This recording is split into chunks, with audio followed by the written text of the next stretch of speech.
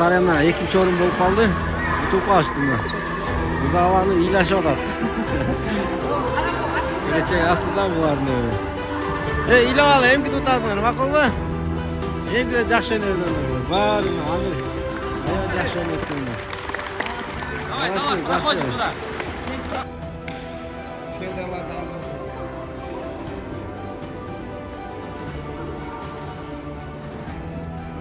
Жаштардын акылына, ден соолугуна биз көп үлес чакырышыбыз керек да.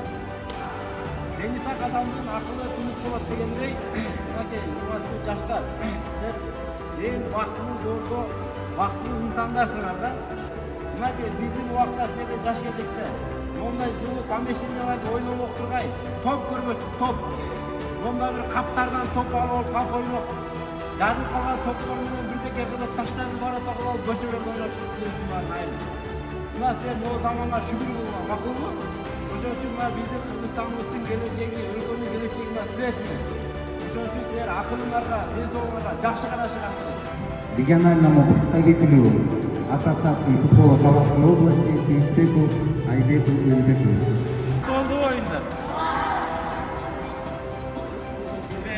Таласта мына быйыл мындай жакшынакай аңгыраган чоң жакшы